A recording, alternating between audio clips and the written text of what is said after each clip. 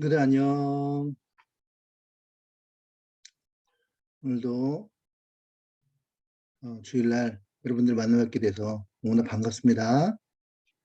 우리 다 같이 하나님 앞에 기도함으로써 하나님 앞에 예배 드리는 시간을 갖도록 하겠습니다. 하나님 감사합니다. 우리 친구들 또 반가운 얼굴로 이렇게 만나서 함께 예배를 드리게 하심을 감사합니다. 이 시간에도 하나님 말씀을 통해서 우리의 심령이 더욱더 하나님께 소망을 두고 굳건한 믿음으로 나아갈 수 있도록 도와주시고, 한 주간 동안 저희들 붙들어 주셔서 감사드리고, 또 우리의 심령을 이 시간 깨끗하게 하여 주셔서 하나님 앞에 예배드리기에 정결한 심령으로 삼아 주시옵소서. 말씀을 가지고 한 주간도 승리하며 살아갈 수 있는 저희들 허락하여 주시옵소서. 축복드리며 예수님의 이름으로 기도드렸습니다. 아멘. 자, 친구들 오늘 말씀 잠깐 제목을 한번 살펴보도록 할게요. 오늘의 말씀 제목을 살펴보도록 하겠습니다. 자, 영어인데요. 자, 영어네요, 영어. 네.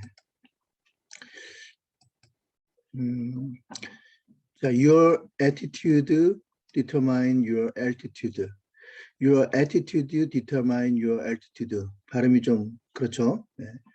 Your attitude란 단어는 요는 태도란 뜻이에요. 태도, determine, 결정하다, 결정짓다라는 뜻이고요. altitude란 단어는요, 이거는 고도 또는 높이란 뜻이에요. 다시 해석해버리면 your attitude, 너의 태도는 결정한다. your altitude, 너의 고도, 높이를. 그러니까 너의 태도가 너의 높이. 그러니까 여기서 높이라는 거는 얼마나 높이 올라가냐, 아니면은 그 사회적 위치나 이런 성공을 말하는 거죠. 그러니까 너희는 성공은 altitude는 뭐가 결정하냐면 attitude가 결정한다는 거죠. 어떤 실력이나 그런 것보다도 그 태도가, 그 자세가 너희 성공을 결정한다라는 제목의 말씀입니다. 자, 3절부터 한번 보시면요. 이는 우리가 들어서 아는 바요, 우리 조상들이 우리에게 전한 바라. 시편 기자의 내용인데요.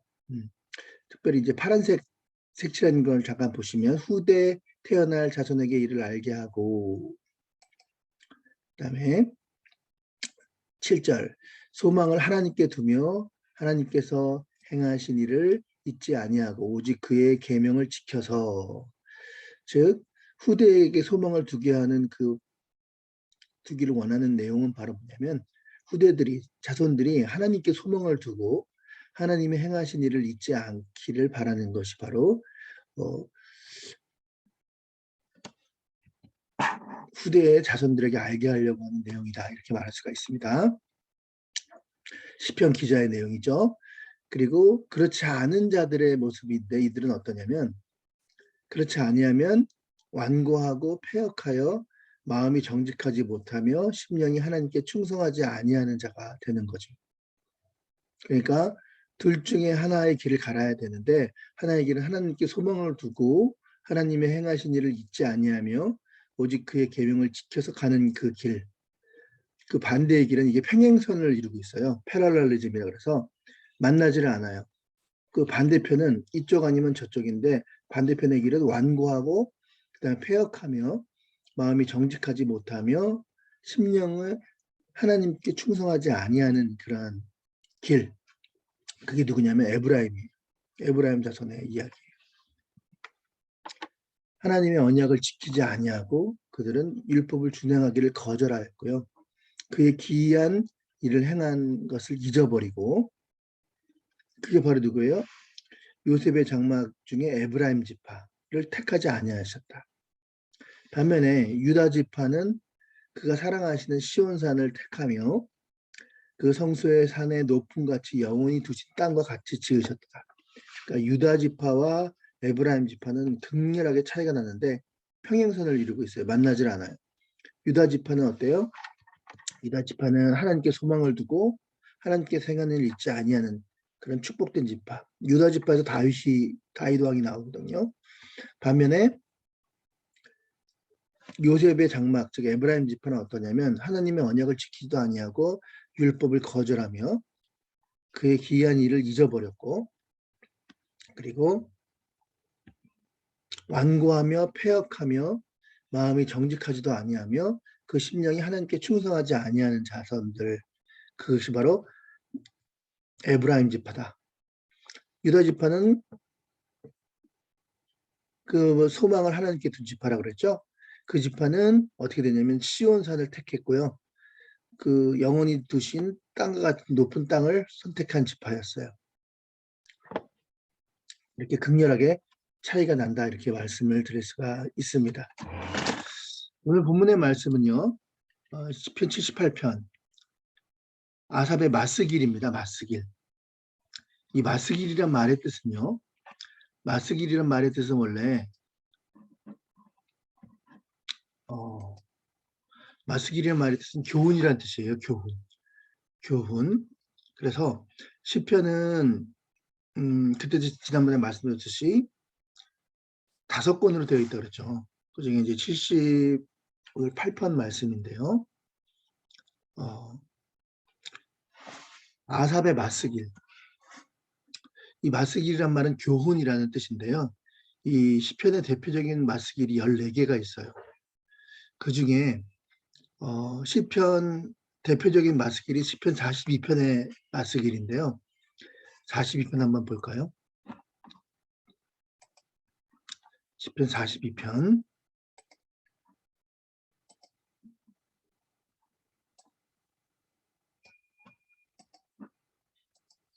14개의 마스길 중에서 가장 대표적인 말씀입니다.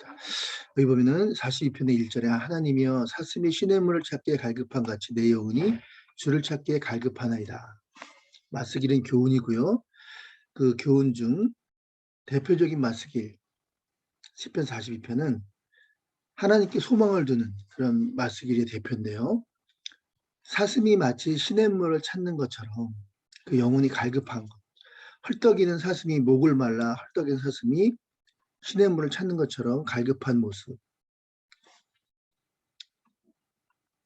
5절을 보면요. 내 영혼아 어찌하여 낙심하며 어찌하여 불어나는가. 하나님께 소망을 두라. 그가 나타나 우리를 도우심으로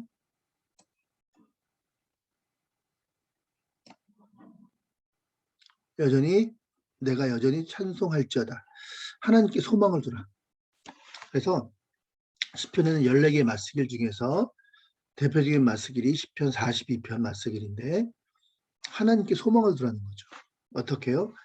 마치 사슴이 시냇물을 찾은 같이 하나님을 갈급하여 찾는 그런 모습으로 하나님께 소망을 두라라는 내용의 말씀입니다. 다시 시편 78편으로 돌아가서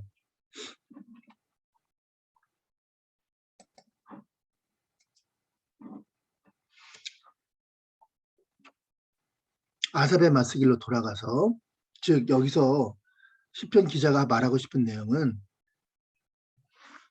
하나님께 소망을 두는 자손들이 되라 하는 뜻입니다. 하나님께 소망을 두고 특별히 그 후대에 태어날 자손들에게 이를 전수하라. 신앙을 전수하라. 첫 번째 키워드, 믿음을 전수하라. 신앙을 전수하라 하는 내용이고요. 그 다음에 소망을 하나님께 두라. 소망을 하나님께 두며 하나님께 행하신 일을 잊지 말아라. 신앙을 전수하라. 그 소망을 하나님께 두라. 그리고 세 번째는 자, 에브라임의 DNA죠. 에브라임은 어떠냐? 완고하고 패역하고 마음이 하나님께 소망을 두지 않으면 그 결과 마음이 정직하지 않으며 결국은 패역합니다. 나중에 보면요. 끝이 안 좋아요. 끝이 망해요. 율법을 거절하고 하나님 말씀을 거절하고 하나님 언약을 지키지 아니하고 결국은 끝이 안 좋습니다. 67절에 보니까 요셉의 장막을 어떻게 한다고요? 버리신다 그랬죠. 결국은 그들의 끝은 하나님이 버림을 받는 거예요. 망하는 거예요. 에브라임 지파를 택하지 아니하셨다. 끝이 안 좋아요. 하나님께서 이들을 잘 되게도 하셔요. 잘 되게도 내버려 두시는데 성공하는 것 같아요. 끝이 안 좋다니까요. 끝이. 반면에 하나님께 소망하던 유다 지파는요. 결국은 나중에 어떻게 됩니까? 시온산을 택하시며 산의 높은 것이 영원히 두신 땅과 같이 지으셨도다. 끝이 좋습니다. 그것이 바로 유다 지파의 모습입니다. 그러면 오늘 본문에 보면은요. 유다 지파와 그리고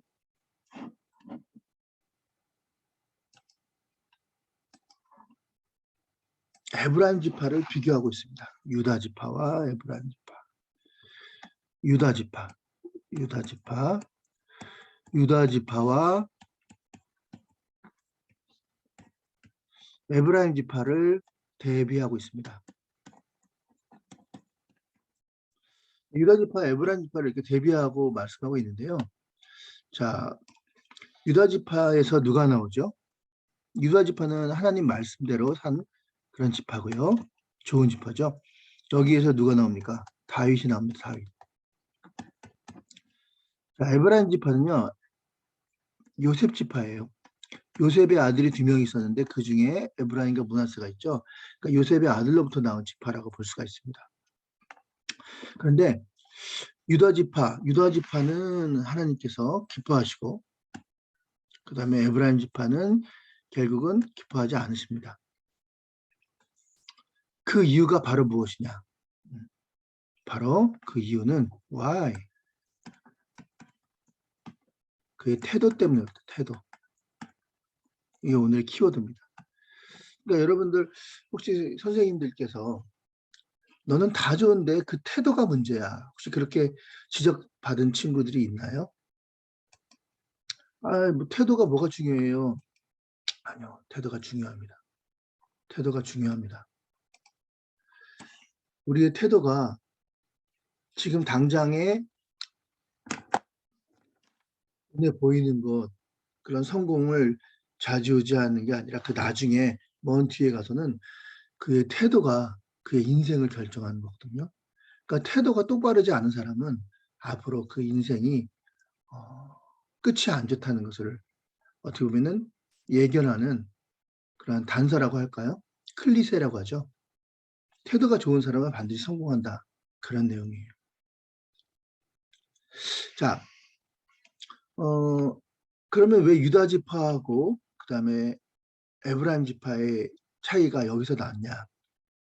자, 일단 에브라임 지파가 하나님께 버림받을 수밖에 없었던 그 이유를 한번 살펴볼까요? 자, 성경을 말씀을 한번 살펴보겠습니다. 사사기서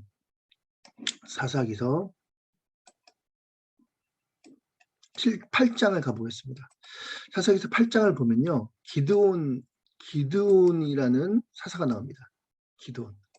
기드온 아십니까? 사사 중에 기드온 사사.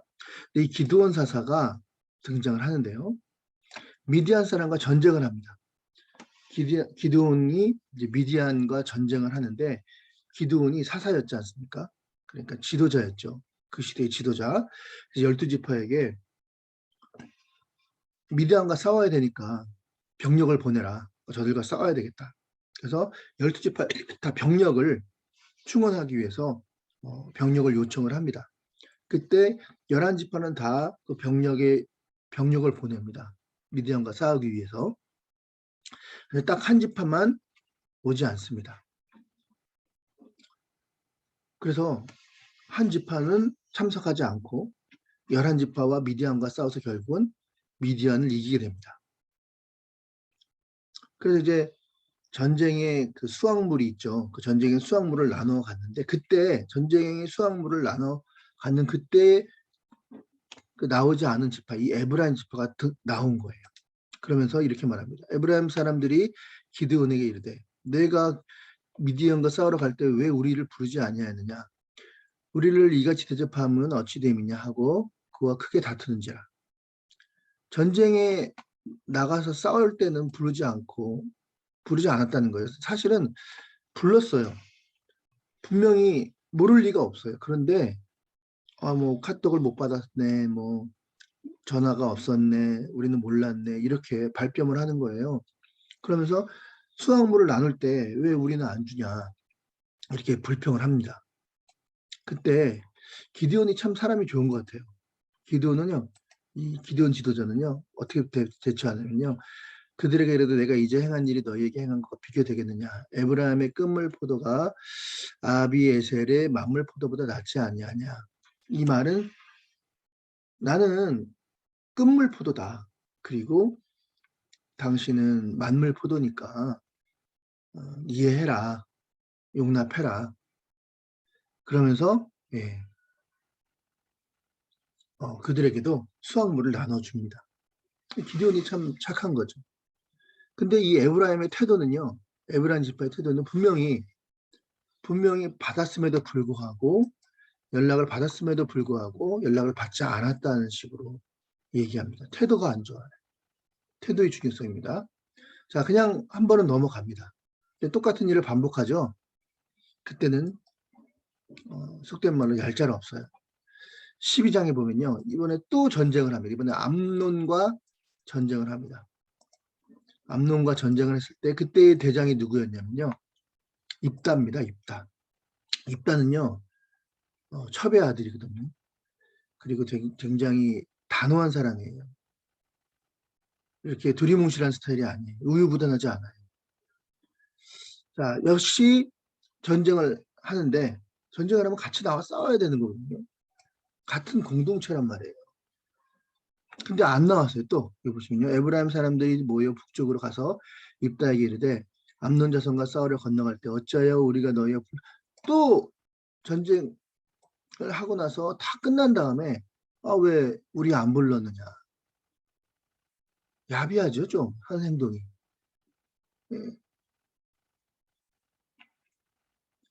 그래서 이번에는 입다는 가만히 안 둡니다. 내가 너희들 참석하지 않은 너희들을 반드시 내가 불사르겠다. 죽여버리겠다 이 얘기예요. 입다가 이르되 그들에게 이르되 나와 네 백성이 암논에서 크게 싸울 때 너희가 부를 때 구원하지 아니한 고로 나는 너희가 도와주지 아니한 것을 보고 내 목숨을 돌아보지 아니하고 건너가서 암몬 자손을 쳤더니 여호와께서 내게 주셨거니 너희가 나와 더불어 싸우지 아니한 너희가 안 나왔기 때문에 안 나온 배신자들은 내가 가만두지 않겠다. 용서하지 않겠다. 그렇게 된 거예요. 그러니까 기드온하고 좀 다르거든요. 달라요. 그래가지고 이들이 도망을 갑니다. 도망을 가요. 길르앗 사람이 에브라임보다 앞서 요단강 나루턱을 장악하고 그들을 추격을 합니다. 에브라임 사람이 도망한 자가 말하기를 청하건대 나를 건너가게 하라. 그러면 길르앗 사람이 내게 묻기를 에브라임 사람이냐? 그에게 이르되 십볼렛이라 발음하라. 에브라임 사람이 그렇게 발음하지 못하고 십볼렛이라 발음하면 길르앗 사람이 곧 잡아서 요단강 나루턱에서 에브라임 사람 죽은 자가 4만 2천 명이 되었더라. 그러니까 추격을 하는데 이들이 시겁한 거예요. 막 도망가다가 우리 좀 숨겨줘라. 숨었어요. 근데 입다의 군대들이 와서 이들을 색출하는 겁니다. 색출할 때 이들에게 에브라임 사람인지 아닌지를 어떻게 판단했냐면 십볼렛이라는 발음을 하게 합니다. 십볼렛. 십볼렛이라는 발음을 하는데 그 에브라임 사람들만의 독특한 억양이 있었던 거예요. 인토네이션. 그래서 십볼렛이라는 발음, 에브라임 사람들의 그 독특한 발음을 한 자들을 색출해가지고 4만 2천 명을 죽입니다. 끝까지 쫓아가서 죽이는 그런 내용의 말씀이라고 볼 수가 있습니다. 결국은 망하는 거죠. 태도가 안 좋은 자들은 그 당시는 넘어갑니다. 한 번은 넘어가고 두 번은 넘어갈지 몰라도 그 끝은 반드시 망하게 돼 있다라는 거예요. 우리가 하나님 앞에의 태도가 중요하다는 말씀입니다. 우리도 하나님의 앞에 태도가 이렇게 야비하게 비열하게 행동을 하게 되면 결국은 망하는 길이 될 수밖에 없다라는 그런 내용의 말씀입니다. 자, 그래서 에브라임 지파는 결국은 입다에게 다 전멸을 합니다. 자, 근데 반면에 그 태도가 좋았던 누구죠? 누구였죠? 그렇죠. 유다 지파, 이 다윗을 한번 살펴보도록 하겠습니다. 자, 다윗은 어떤 태도를 가졌나 봅시다. 자, 다윗은 어떤 태도를 가졌습니까? 네. 본문으로 돌아가겠습니다. 본문으로 돌아가서 78편 다윗의 예를 이렇게 말하고 있습니다. 시편 78편으로 돌아가겠습니다. 78편 12절 78편 12절 말씀. 너희들은 에브라임 같지 말고 다윗과 같이 유다 지파의 후손인 다윗과 같아라. 자, 여기 보시면요. 옛적에 하나님이 애굽 땅에서 기이한 일들을 그들 조상이 목전에게 행하셨으니 바다를 홍해를 가르쳤다는 이야기죠. 그리고 그 가운데 지나가게 하고 낮에는 구름기둥 밤에는 불기둥을 인도하셨으며 광야에서 반석을 내시고 매우 깊은 산 또 바위를 내사 물이 강같이 흐르게 하셨으며 그들은 계속해서 하나님께 흐르게 하셨으나 이렇게 했어요. 그러니까 애굽의 노예였던 그들을 건져내셨죠. 모세를 통해서. 그래서 하나님께서 낮에는 구름기둥, 밤에는 불기둥으로 그들을 보호하시고 그들이 먹을 것을 만나와 매출하기로 그리고 물을 내셔서 광야는 아무것도 없는 곳인데 그들을 먹게 하셨습니다. 그들을 따라간 자들이 있었어요. 식탁을 배부르게 하셨어요. 반면에 그 에브라임 지파 후손들 그들은 계속해서 하나님께 범죄하여 메마른 땅의 지은자를 배반하고 그들이 탐욕대로 음식을 구해요. 그리고 그들의 심중에 하나님을 시험하였으며 뿐만 아니라 하나님을 대적하여 말하기를 광야에서 식탁을 베푸실 수 있으랴 보라 그가 반석을 쳐서 물을 내시니 신행에 넘쳤으나 능히 떡도 주시며 고기도 예비하시려 하였도다. 그러므로 여호와께서 듣고 노하셨으며 야곱에게서 불같이 화를 내시고 이스라엘에게 진노가 불타올랐으니 이는 하나님을 믿지 아니하며 그의 구원을 의지하지 아니하기 때문이다. 이렇게 말하고 있습니다. 그러니까 또 한편은요. 하나님을 신뢰하지 않고 믿지 않고 소망을 두지 않고 결국은 자기 자신한테 소망을 둔 거예요. 자기가 하나님이 되는 거예요. 그래서 원망하고 불평하고 지도자를 원망하고 불평하는 자들이 되었다는 거죠. 그래서 그들이 원망하고 불평했을 때 하나님께서 또 주시지 않았냐? 주시긴 주세요. 물이 없다고 원망할 때 물을 주시고 먹을 것이 없다고 말했을 때 만나를 주시고 그리고 고기가 없을 때 고기를 없다고 원망할 때 하나님 또 고기를 주십니다. 그러나 결국은 끝이 안 좋다고 그랬잖아요. 끝이 안 좋죠. 에브라임 지파도 결국은 어떻게 됩니까? 전멸하죠. 광야에서도 하나님을 반역하고 원망불평했던 자들도 결국은 그 땅이 갈라져 가지고 그 지하로 떨어져서 죽게 됩니다. 끝이 안 좋아요. 잘 되는 것 같아요. 잠시는 원망하고 불평해도. 그러나 결국은 그 끝이 안 좋다라는 거죠. 우리가 이것을 이 모습을 볼 때, 이 모습이 결국은 40절에 한번 보시면요. 40절. 그들이 광야에서 반항하며 사막에서 그를 슬프게 함이 몇 번인가. 그들이 돌이켜 하나님을 거듭거듭 시험하며 거룩하신 이를 노엽게 하였도다. 그들이 그의 권능의 손을 기억하지 아니하며 대적에게 그들을 구하신 날도 기억하지 아니하였다. 그때 애굽에서 그들의 표적 소환들은 그들의 징조를 나타내 그들의 강과 시내를 반하여 마실 수 없게 하며 쇠파리 떼를 그들에게 보내어 그들을 물게 하시고 개구리를 보내어 해하게 하셨으며 그들의 토산물을 황충하게 주셨고 수고한 것이 메뚜기에 주셨으며 포도나무를 우박으로 그들의 뽕나무를 서리로 만들었으며 그들의 가축을 우박에 진노와 분노 고난의 재앙을 그들에게 보내셨으며 전염병에 붙이셨으며 다 안 좋은 얘기들이에요. 결국은 애굽의 모든 장자 곧 함의 장막에서 그들의 기력을 처음 것을 치셨다. 끝이 안 좋아. 끝이. 반면에 자기 백성들은 어떻게 한다고요? 자기 백성들은 양같이 인도하시며 광야에서 양떼같이 지도하시고 안전하게 인도하시고 두려움이 두려움이 없었으나 그들의 원수는 다 바다에 빠지고 그들의 성소의 영역은 오른손으로 만들어 인도하셨고 그들을 분배하시고 장막을 살게 하셨으니 명령을 살게 하셨다. 그러니까 하나님의 뜻대로 산 백성들은 결국 하나님께서 지켜주시고요. 원망하고 불평하고 결국은 지도자를 원망했던 그 백성들은 결국은 다 끝이 안 좋아 망하게 되었다는 내용을 지금 78편에 상기시켜주고 있는 내용이다. 이렇게 말씀을 하고 있다는 것이죠.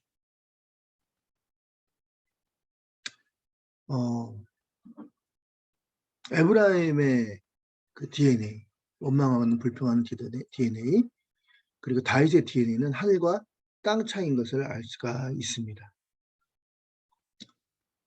완전히 다릅니다. 완전히. 자, 그럼 다윗의 DNA는 어땠냐? 다윗의 DNA. 다윗은 어떤 사람이냐? 자, 이렇게 나옵니다. 70절에 보면요. 또 그중 다윗을 택하사 양을 우리에서 취하며 첫 양을 지키는 자 중에서 그들을 이끌어내어 그의 백성인 야곱, 그의 소인 이스라엘을 기르게 하셨으니 이에 그가 그들을 자기 마음의 완전함으로 기르고 그의 손의 능숙함으로 그들을 지도하셨도다. 다윗은 어떤 사람이었습니까? 다윗은요. 형이 7명이었습니다. 사무엘이 왕을 삼으려고 이새의 집을 갑니다. 그럴 때 이제 첫째 형 엘리압부터 쭉 소개를 합니다. 이자입니까? 아닙니다. 이자입니까? 아닙니다. 7명이 다 지나갔음에도 불구하고 사무엘은 아니라는 거예요. 하나님은 아니라는 거예요. 이제 더 이상 아들이 없습니까? 그랬더니 저기 들판에 양을 치는 아들 막내가 있는데 걔는 뭐 아닌 것 같습니다. 그 당시에 유대에는요. 그 아버지의 재산을 자식들이 어떻게 물려받았냐면 첫째에게 전체의 재산의 절반을 줍니다. 그리고 나머지 재산을 순서대로 이렇게 나눠주는데요. 순서대로 나눠주는데 n분의 1이 아니라 그 다음 형제가 좀 더 많이, 그 다음 가면 갈수록 점점 재산이 줄어드는 거예요. 그러니까 막내는 거의 재산을 얻지 못하는 그런 수준에 가게 됩니다. 그 다윗은 양을 쳐봤자 자기한테 돌아오는 건 아무것도 없어요. 자기한테 이득되는 게 없어요. 그게 바로 다윗이었어요. 그럼에도 불구하고 아까 읽었던 본문을 읽었던 다윗은요. 그 마음을 다하고요. 마음을 다해서 양을 칩니다. 자, 생명을 걸고 이리들이 양을 빼앗을까 봐 빼앗지 못하도록 그렇게 전심으로 양을 치는 그 다윗의 모습을 볼 수가 있다는 거죠. 자,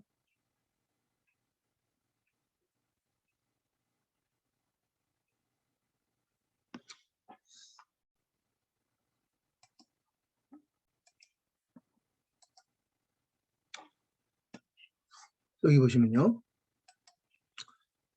첫 양을 지키는 중에서 그들을 이끌어내어 박성인 야곱 그들의 소유인 이스라엘을 기르게 하셨으니 자 어떻게 해요? 그가 그들을 자기의 마음의 완전함으로 기르고 그 양들을요 자기 마음의 완전함으로 기렀다는 것은 정말 정성을 다해서 생명을 다해서 그를 지키려고 마음을 다해서 양을 쳤다는 거예요. 또 이방의 그 이리떼나 이리떼나 늑대를 보호하기 위해서 손의 능숙함으로 그들을 지도하였다. 이게 다윗이 한 거예요. 자기 마음의 완전함으로 기르고 손의 능숙함으로 지도하였다. 최선을 다했다는 거예요. 결국은 어떻게 됩니까? 여러분 잘 아시다시피 골리앗을 물맷돌로 이기지 않습니까? 그 손의 능숙함으로 지도했다는 말이 아마 그 뜻이 아닌가 싶어요. 얼마나 물맷돌 연습을 했겠어요. 하루에 한 1000개씩 연습한 것 같아요. 근데 막상 진짜 골리앗과 싸움에서 한 방에 그냥 정확하게 여기 관자놀이를 맞춰서 죽이지 않습니까? 하루아침에 된 게 아니에요. 능숙함으로 연습을 했다는 거예요. 그게 다이신 거예요.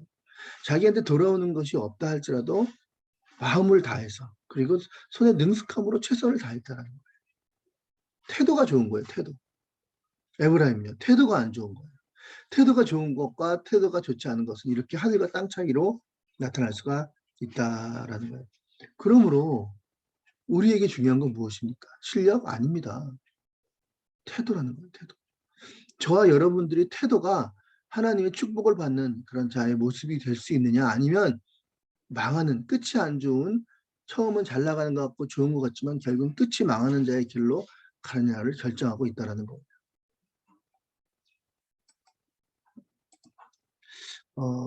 소설 중에, 일본 소설 중에 이제 대망이라는 소설이 있습니다. 대망.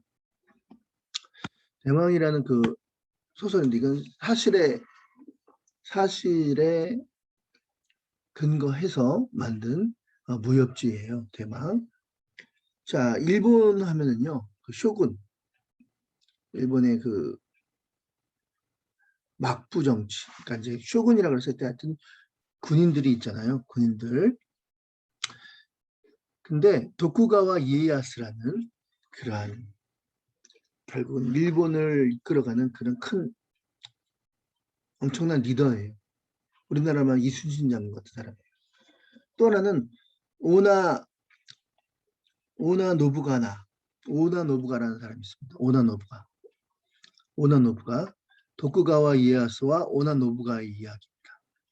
오나 노부가가 그 당시에는 실권을 잡고 있었어요.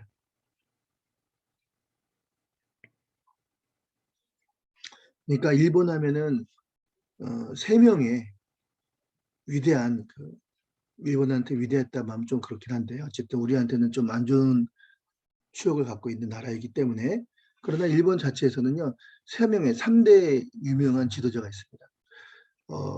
도쿠가와 이에야스, 지금 이 사람이 도쿠가와 이에야스거든요. 도쿠가와 이에야스, 그다음에 오나 노부가나, 그다음에 우리 도요토미 히데요시, 이 3명인데요. 오나 노부가나와 지금 도쿠가와 이에야스의 얘기만 하려고 합니다. 자, 이 도쿠가와 이에야스는요, 네. 첩의 아들로 태어났어요. 그러니까 출신 성분이 별로 안 좋아요. 그리고 얼굴도 잘 못생겼어요. 원숭이 닮았나요? 네. 원숭이 같다고 생각해가지고 사람들이 놀렸어요. 그래서 여러 가지로 성공할 수 있는 그런 요건이 갖춰지지 않았어요. 근데 그 당시에 막부였던 오나 노부가나 그 밑으로 들어갑니다. 그러니까 오나 노부가나하고 이 도쿠가와 이에야스는요 3살 차이가 나요. 나이 차이가 3살. 그래서 이 도쿠가와가 23살 때 오나 노부가나는 26이었죠. 오나 노부가나가 정권을 잡고 있었는데 그 밑으로 도쿠가와가 들어간 거예요. 근데 하루는 이제 오나 노부가나가 이제 신발을 신으려고 가는데 신발이 이렇게 찌그러져 있는 거예요. 그래서 아니 도대체 누가 내 신발을 이렇게 밟았어? 그랬더니 도쿠가와 이에야스가 갑자기 그 품 안에서 신발을 꺼내는 거예요. 그리고 오나 노부가나에게 신발을 딱 넣는 거예요. 장군, 저는 장군님이 따뜻한 신발을 신기를 바라서 제가 이렇게 품 안에다가 이 신발을 넣었습니다. 아, 교활하죠. 그러면서 신발을 그 위에다 딱 넣는 거예요. 그랬더니 이 오나 노부가나가 이때 이 자식 보통 놈이 아니구나. 교활하긴 한데 태도가 너무 좋잖아요. 이때부터 이 오나 노부가나가 도쿠가와 이에야스를 밀어줍니다. 그를 후계자로 삼고 그를 밀어주는, 결국은 어떻게 됩니까? 이 도쿠가와를 이게 오나 노부가나가 밀어주고 키워주게 됩니다. 이 도쿠가와가 그래서 나중에 제패를 하죠. 일본을 제패하는 그러한 일이 일어나더라는 거예요. 오나 노부가나의 신임을 받았던 원인은 뭡니까? 도쿠가와의 태도죠. 전심을 다해서 주군을 섬기는 거예요. 정말 생명을 다해서 주군을 섬기는 거예요. 이분은 전 산미그룹의 부회장까지 지내셨던 서상록 부회장님입니다. 서상록. 이분은 이제 산미그룹은 정재계 50위까지 가는 큰 그룹이었어요. 근데 이제 부도가 나죠. 그래서 이제 다 직장을 잃게 됩니다. 고용승계를 하지 않아서. 근데 이분이 부회장까지 하신 분이 어디로 갔냐면요. 롯데호텔에 그 웨이터로 취직을 합니다. 웨이터로. 처음에는 이 사람이 무슨 쇼를 하나 그렇게 생각을 했었어요. 근데 전심을 다해서 웨이터 항상 웃는 얼굴에 서비스를 하는 거예요. 부회장까지 지내신 분이. 근데 그 롯데호텔에는 정재계 인사들이 많이 오잖아요. 이 모습을 보면서 한 번 하다 말겠지. 근데 그게 아닌 거예요. 태도가 너무 좋은 거예요. 태도가. 결국은 어떻게 됩니까? 나중에 일이 잘 풀려요. 그래서 나중에 대통령 후보로도 나오기도 하고요. 나중에는 국회의원도 합니다. 망했지만 그 태도가 좋으니까 결국 풀리는 그런 케이스라고 볼 수가 있다는 거죠. 이거는 여러분들에게 하고 싶은 말이에요.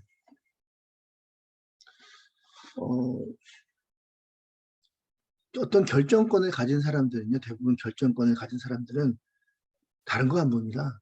여러분들 태도를 보는 거예요. 젊은이들의 태도를 보는 거예요. 인사 하나만 잘해도요, 여러분의 앞길이 열려요.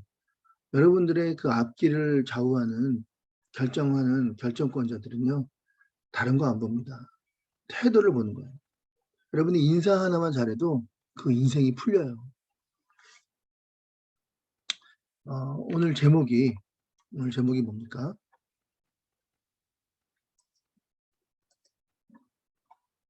오늘 제목이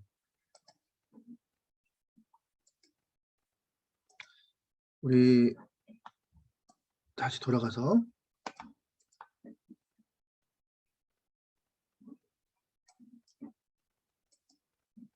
Your attitude determine your altitude. 너의 그 태도가 너의 altitude, 너의 인생의 성공의 높이, 얼마나 높이 올라가냐를 determine 한다 이거죠. 그 태도가 중요하다는 얘기예요. 태도. 하나님께서도 보면 태도를 보시고요. 그리고 여러분들의 인생의 대부분의 결정을 할 수 있는 결정권자들은요. 여러분들의 능력보다는 여러분들의 태도를 봅니다. 삐딱한 자세, 깔아보는 눈, 이런 태도는요. 이런 태도를 가지고는 결코 성공할 수가 없습니다. 그리고 당장 성공한다 그래도 끝이 안 좋을 거예요. 우리는 지금 어떠한 태도를 갖고 있습니까? 우리 중고등부 학생들 태도가 중요합니다. 여러분의 태도가 여러분의 앞길을 결정할 겁니다. 여러분의 앞길뿐만이 아니라 하나님께서도 여러분의 태도를 보시는 거예요. 여러분의 마음 그리고 여러분의 속은 어떻게 봅니까? 안 보여요. 근데 살짝 보일 수 있는 그게 바로 여러분의 태도예요. 여러분의 태도, 눈빛, 자세 이런 걸 보면요. 여러분의 속 마음을 볼 수가 있는 거예요. 여러분 태도가 중요합니다. 하나님 앞에 예배드리는 그 태도 중요합니다. 그리고 여러분들이 학교에서도 마찬가지입니다. 선생님과 친해져야 됩니다. 담임선생님과 친해져야지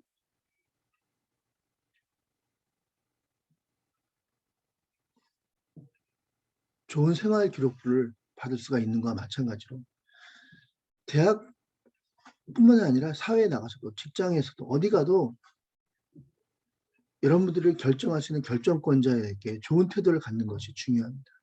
그것이 여러분들의 인생을 altitude, your attitude determine your altitude. 여러분들의 태도가 여러분들의 그 성공의 인생의 altitude, 높이를 결정한다는 거 꼭 잊지 마시고 우리가 하나님 앞에 겸손한 모습으로 낮은 모습으로 다윗과 같이 진심으로 마음을 다해서 나한테 이익이 없다 할지라도 마음을 다하고 그리고 진심으로 그리고 에브라임 지파처럼 그런 비열하게 야비하게 그런 태도를 가지고 살아가는 얍삽한 태도를 가지고 살아가는 것이 아니라 언제나 변함없이 항상 일관적인 진실한 태도로 살아가는 여러분들이 할 때 하나님께서 여러분들의 앞길을 열어주실 것입니다. 그런 은혜가 있기를 주님의 이름으로 축원을 드립니다. 기도하겠습니다. 하나님 감사합니다. 저희가 겸손한 태도를 갖게 하시고 하나님의 소망을 두는 그런 태도를 가지는 우리 모두가 되게 하옵소서. 예수님의 이름으로 기도드렸습니다. 아멘.